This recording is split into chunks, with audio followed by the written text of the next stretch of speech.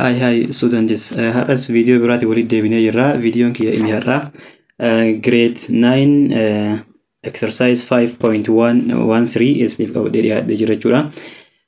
Asiin dura video asiin dura darbe irratti waa'ee area of triangle in the parallelogram isa jedhu ilaallee jirra. Isaan sanniin haala ittiin hojjetamu yoo ilaalan irra deebi'uudhaan video sana ilaaluu dandeettanii. Amma immoo exercise kanarraa haga danda'ameen wajjin hojjannaa jechuudha.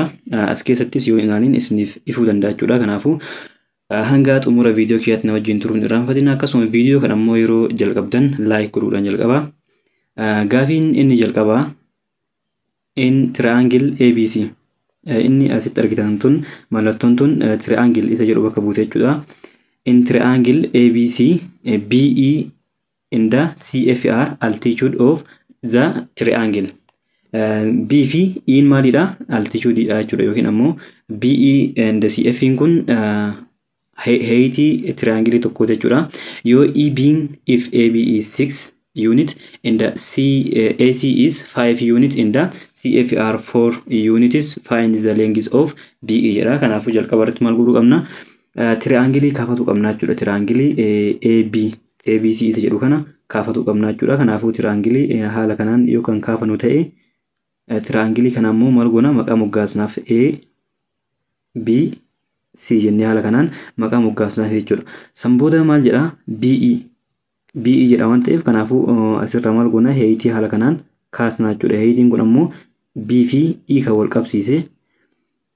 Sanbooda ammoo CFR altitude ammas CF jedha. Kanaafuu C irraa ammas kaanee maal goona haala kanaan C irraa kaanee garanatti yeroo kaafnu F argannaa jechuudha asitti. Sanbooda ammoo maal goona amma asitti kennameera waan ta'eef EB'n 6 dha. Kanaafuu AB irraa sararri A irraa haga B tti jiru kun maalidha? 16 jechuudha. Inni biraa ammoo AC'n ammoo meeqa? 5. Inni kun ammoo 5 dha. CF'n ammoo CF inni jennuun kun meeqa? Inni kun 4 dha jechuudha. CF inni jennuun kan as keessa kaafanni kana haala kanaan kan kaafanne kun inni meeqa? 4 dha. 4 jennee haala kanaan hin kaafanna. Sanbooda amma waan nu gaafatame hojjechuu qofaa jechuudha. Find the length of BE. Maal jedhama? Length BE barbaadeedha. BE'n B irraa ka'ee gara E tti kan deemu kana barbaadeedha. BE inni jennuun isa kami? Isa kana jechuudha. Isa kana kan asirraa gara B tti deemu kanaan BE jennaani. Kanaafuu isan barbaaduudhaaf jalqaba irratti maal godhuu qabna? Area barbaaduu qabna. Area triangle kana barbaaduu qabna jechuudha. Area triangle karaa baay'eedhaan akka barbaadnu ilaalaa jirra. Isaan sanniin keessaa amma formulaa kan fayyadamna. Heightii tokko ni qabna. Heightii nuti qabnu kaminni? CF kana CF isa jennuun kana kan isa kana wal qabsiisu kana C fi F kan wal qabsiisu kana hin qabna. Kanaafuu H tokko hin qabna jechuudha. H'n kun 4 dha. Inni biraa ammoo beezii meeqa qaba? Trianglein tokko beezii 3 qaba. Beeziiwwan 3 qaba. Beeziiwwan 3 keessaa amma kan fayyadamna kan H'n kun irratti dhaabbatu yookiin ammoo C irraa ka'ee gara F tti kan deemu kun sarara inni irratti dhaabbatu kana akka beeziitti fudhannaa jechuudha. Kanaafuu beeziin AB jedhamu. Beeziin AB jedhamu kun meeqa?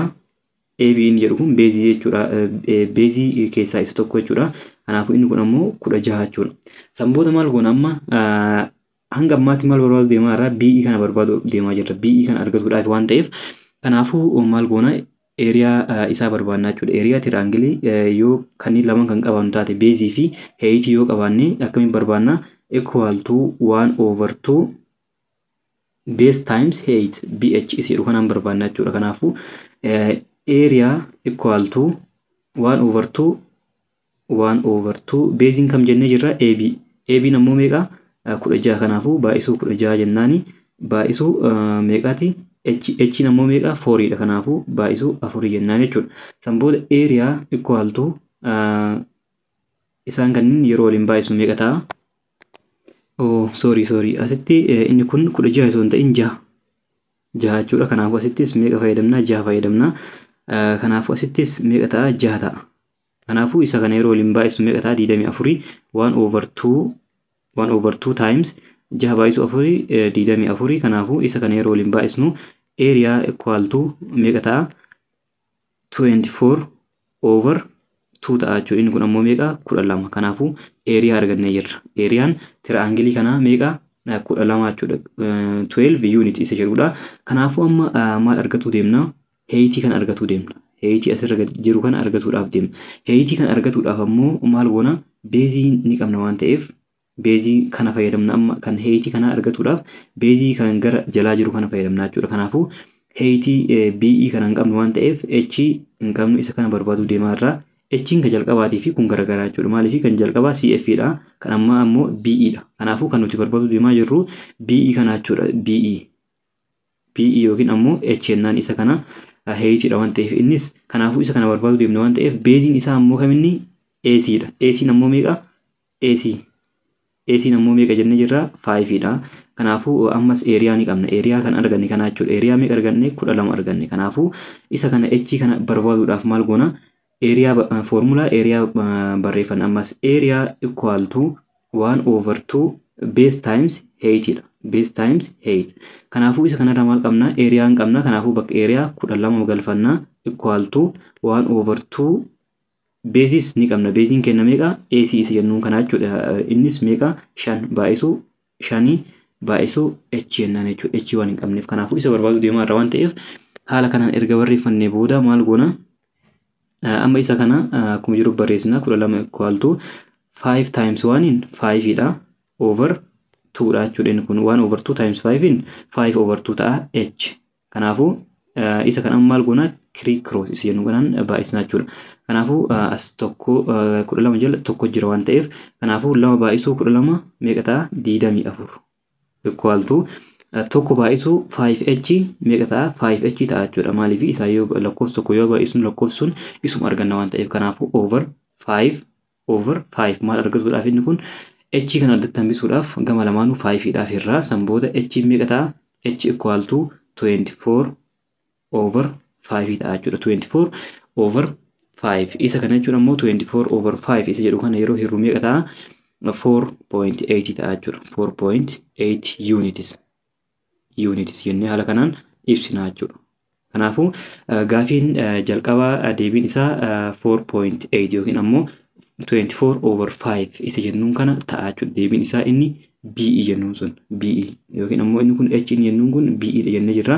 Kanaafuu isa kana haala kanaan barbaaduu dandeenya jechuudha. Maal goona jalqaba irratti maal akka itti barbaadne irra deebitanii ilaaluu dandeettanii jalqaba irratti height waan qabnuuf height tokko waan qabnuuf maal goona area barbaadna. Area arganne ammoo beezii tokko waan qabnuuf kanaafuu area san fayyadamuudhaan formula area fayyadamuudhaan sanirraa H baasuudhaan haala kanaan maal goona deebii isaa haala kanaan argachuu dandeenya jechuudha.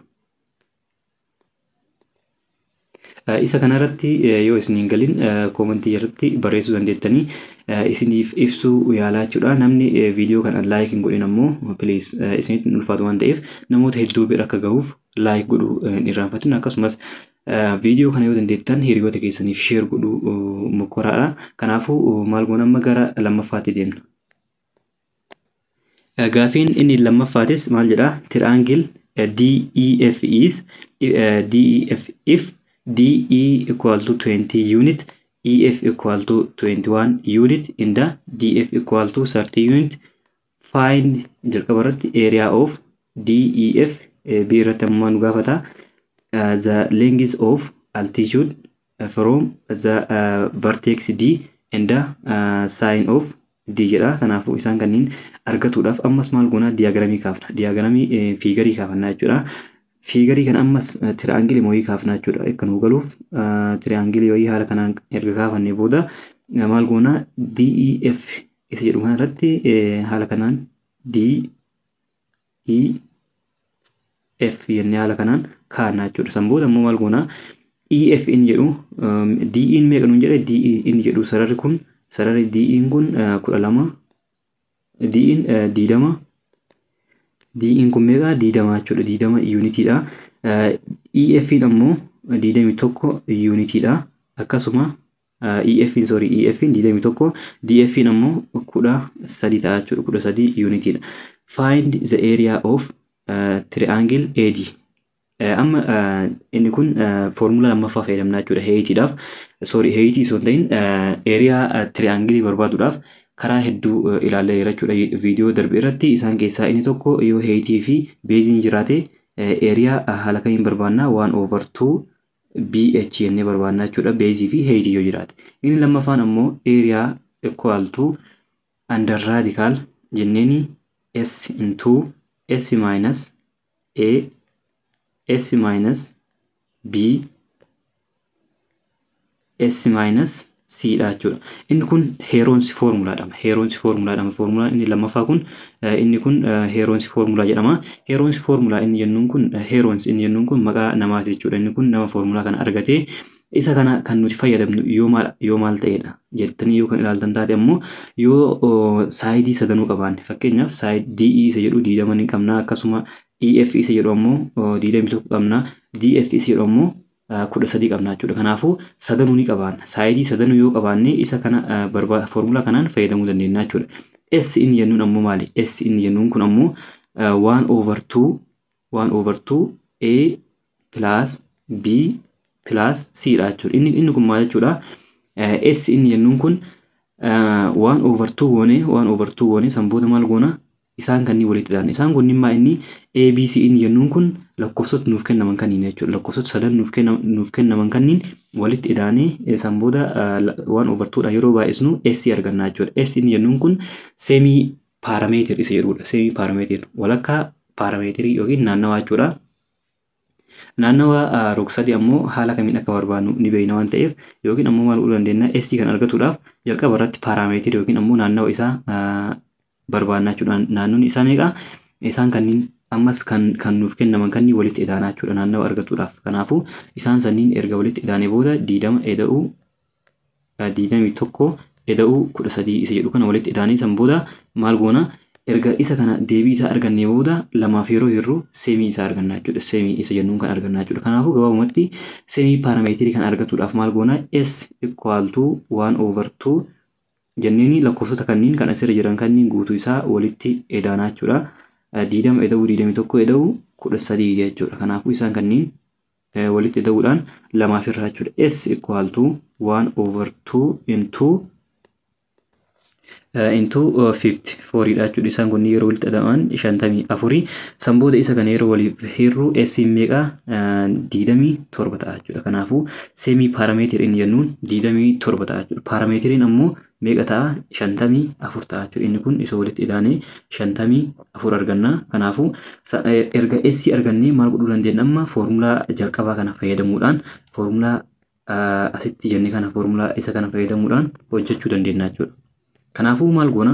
Amma A, B, C isaan jedhan kanneen ammoo isaan kanneen fayyadamna jechuudha. Fakkeenyaaf isa kanaan A haa jennuuni, isa kanaan B haa jennuuni, isa kanaan ammoo C yoo jenneen kanaafuu haala saniin argachuu dandeenya jechuudha. Kanaafuu S inni qabna waan ta'eef S meeqa? S 27 jechuudha. Kanaafuu raadikaala jalatti maal jennaani? Under radical area argachuudhaaf deemaa waan ta'eef under radical S inni jedhu meeqa jennee jira? 27 jechuudha. 27 into S minus formula kanarraa akkuma hubannu S minus A jedha. S minus A. S ammas meeqa? 27. 27 hir'isuu 20 haa jennuuni ammas S dha waan ta'eef S ammas meeqa? 27. 27 hir'isuu meeqaati? 20ti. Ammas maal goona? 27 hir'isuu 13 jennee haala kanaan isaan kanneen waliin baay'isnee walirraa hir'isnee waliin baay'isnee sanboota maal goona? Raadikaala jalaa baasna jechuudha. Amma maal goona? Under raadikaala ammas raadikaala jalatti 27 inni kun 27 hir'isuu 20 meeqa ta'a? 7 ta'a. 27 hir'isuu 20 meeqa ta'a? 27 hir'isuu 21 inni tokko 21 waan ta'eef kanaafuu meeqa ta'a? Inni kun 6 ta'a. Inni lammaffaa immoo 27 hir'isuu 13 meeqa ta'a? 14 ta'a jechuudha. 14 ta'a. Kanaafuu amma lakkoofsota kanneen maal godhuu qabna? Waliin baay'isuu qabna jechuudha. Yeroo waliin baay'isnu isaan kunniin meeqa ta'anii? Under radical ammas radical dhiisuu hin qabnu jechuudha. Under radical isaan kunniin yeroo waliin baay'isnu 15,000 fi 5876 ta'a jechuudha isaan kunniin. Kanaafuu isa kana yeroo baasnu ammoo raadikaala jalaa ni baha waan ta'eef yeroo bahu 126 units. units isa jennuun ta'a jechuudha. Kanaafuu maal argannee jirra? Area argannee jirra jechuudha. Area argannee jirra. Kanaafuu gaafii jalqabaa keessaa akkam hojjennee jirra? A hojjennee jirra jechuudha. A hojjennee jirra. A maal nuun jedha? Area barbaadu nuun jedha. Kanaafuu ariyaan isaa meeqa ta'a? 226 ta'a jechuudha. Inni lammaffaan ammoo the length of altitude from vertex D. Vertex D kan irraa maal barbaadedha? Length of altitude. Length of altitude.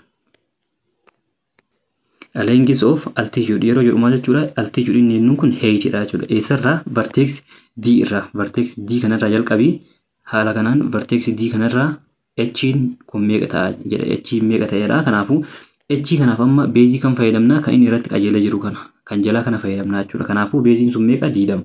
21. Kanaafuu H barbaaduudhaaf maal goona amma? H equal to meeqa ta'a jennaan hin gaafanna jechuudha. Mallattoo gaafii goona san booda beezii hin qabna jechuudha. Beeziin keenya meeqa? Beeziin H kana 21. 21 area ammoo argannee jirra. Area meeqa argannee? 226 argannee jechuudha. 226 argannee. Kanaafuu foormulaa kana walitti fiduudhaan amma H argachuu dandeenya jechuudha. Maal goona? Area equal to 1/2 BH jennaan jechuudha. BH. Kanaafuu B 21 qabna. H hin qabnu, area hin qabna. Area bakka area kana meeqa fayyadamna? 226. 226 equal to 1/2 times base. Base meeqa? 21. 21 times H dha jechuudha. San booda maal goona isa kana? 226 equal to 21 baay'isu 1/2 jechuun 21 irra 2 baay'isu H jechuudha. Kanaafuu lakkoofsa kana cross yeroo goonu inni kun tokko of jalaa qaba. Kanaafuu isa kana 2 baay'isu 226 meeqa ta'a? 252 ta'a jechuudha. 252 equal to asitti kan nuuf hafe inni 2 erga kanaan baay'isne 21 H baay'isu tokkooti. Kanaafuu 21 baay'isu 21 H baay'isu tokko jechuun isuma ta'a waan ta'eef san booda over 21 jennaan jechuudha. Maal argachuudhaaf? H addatti hambifatuudhaaf. San booda 252 hiruu 21 jechuun ammoo 12 ta'a jechuudha. 12 asitti maaltu nuuf hafe? H dha. Kanaafuu H'n meeqa ta'a? 12 ta'a jechuudha. Kanaafuu maal argannee jirra? Area 226 argannee jirra. Akkasuma height gaafii lammaffaadhaaf ammoo 12 argannee B'dhaaf meeqa argannee jirra? 12 argannee jirra jechuudha. Kanaafuu kan nuuf hafe maal inni? C'tu nuuf hafe. C'in ammoo maal jedha? Sin of angle D jedha. Sinii angle D kanaa barbaadedha. Angle D kanaaf sinii isaa barbaadedha. Kanaafuu isa kana barbaaduudhaaf maal goona? Kanaafuu maal jennee jirra? Inni kun D dha. Inni kun F dha. Kanaafuu isa kanaaf sinii isaa barbaaduudhaaf maal goona? Kanaafuu jalqaba irratti maal godhuu qabna? Isa kana height argatuu qabna jechuudha. Height isaa argatuu qabna. H kana argatuu qabna. Heightiin jalqaba D irraa kan ka'e gara EF kanaatti kan sararamu ture. Amma isa kana argatuu qabna jechuudha. Isa kana argatuudhaaf ammoo maal goona? Area ni qabna waan ta'eef area ni qabna. Area meeqa jennee jirra? Area kan A irratti arganne jechuudha. Meeqa arganne? 226 arganne.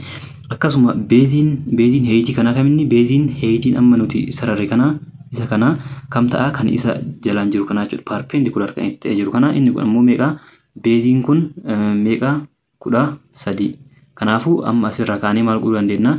Height barbaaduu dandeenya jechuudha. Height argannu malee isa kan argatuu hin dandeenyu waan ta'eef. Maaliif inni kun opposite over hypotenuse dha. Hypotenusiin isa kana kan 20 kana. Kanaafuu H kana jalqaba irratti fakkeenyaaf angle D kana barbaaduudhaaf maal godhuu qabna? Sin of angle D. Sin of angle D kana barbaaduudhaaf maal godhuu qabna? Opposite over hypotenuse. Opposite over hypotenuse.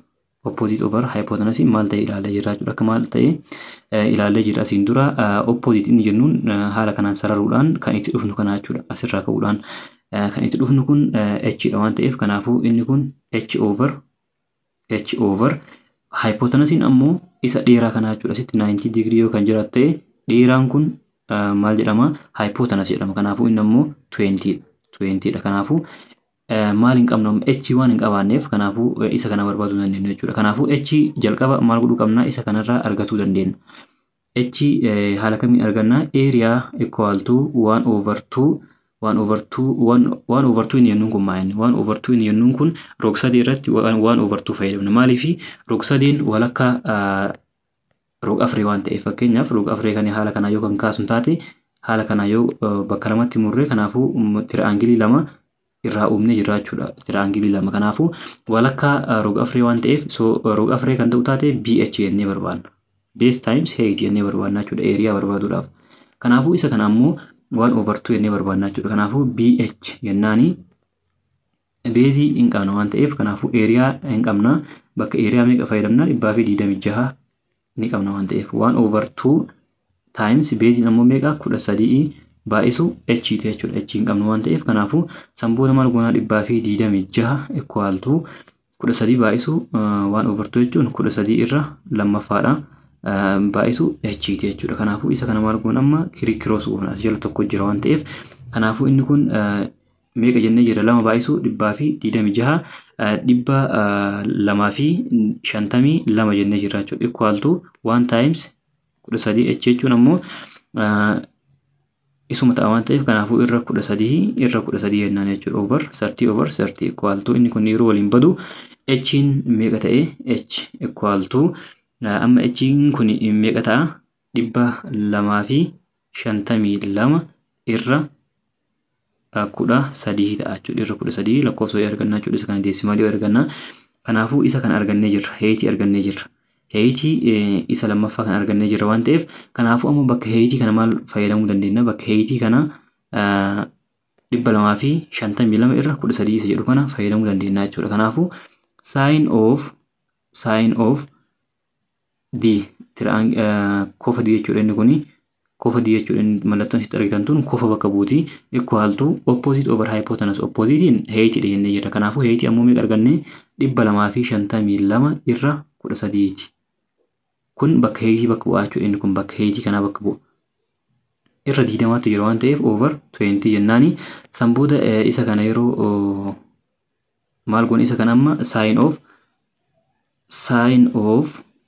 of d equal to inni kun bifa kamiin barraa'ee jira? Lakkoofsitti argitan kun haala kamiin barraa'ee a over b over c isa jedhudha. Kanaafuu isa kana over 1 jenneeni maal goona formula kanarra a over b times fuggisoo 1 over c isa jedhu kana fuggisoo yeroo jijjiirru 1 over c over 1 sorry c over 1 kun yeroo fuggisootti jijjiirru 1 over c ta'a jechuudha. Kanaafuu inni kun maal ta'a? a times 1 in a dha, b times c b c dha jechuudha. Kanaafuu formula kanaan fayyadamnee maal goona isa kana hojjechuu dandeenya jechuudha. Kanaafuu sin of d equal to 252 irra 13 jechuudha. Over 20 over 1 jechuu dandeenya. Maaliif lakkoofsi kamiyyuu tokkoof jalaa qaba waan ta'eef kanaafuu isa kana akka reef jijjiirsanitti yeroo jijjiirru equal to 252 irra 13 baay'isu inni kun yeroo fuggisootti jijjiirru 1 over 20 ta'a jechuudha. 1 over 20 sanboota inni kun meeqa ta'a? Sin of d kun meeqa ta'a?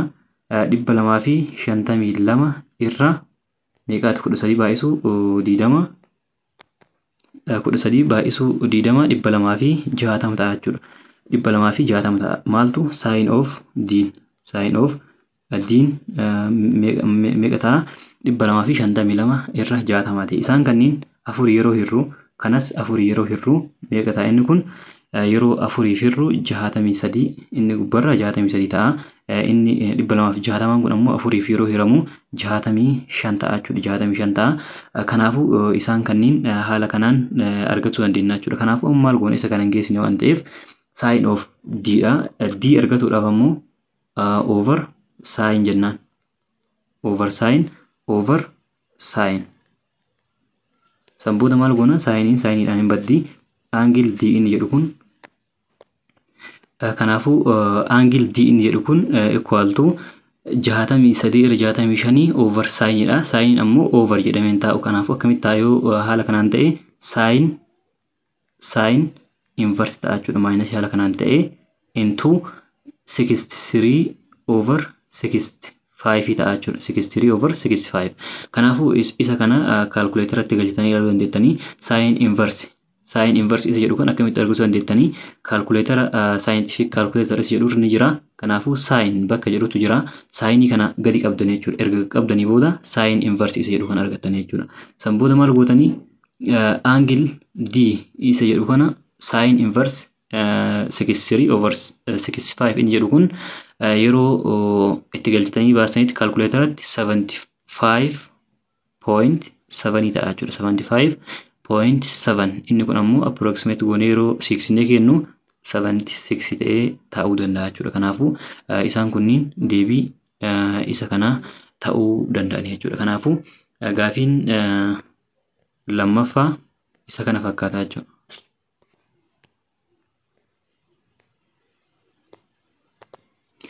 Sadaffaan ammoo in the given figure figure kanarratti jechuudha.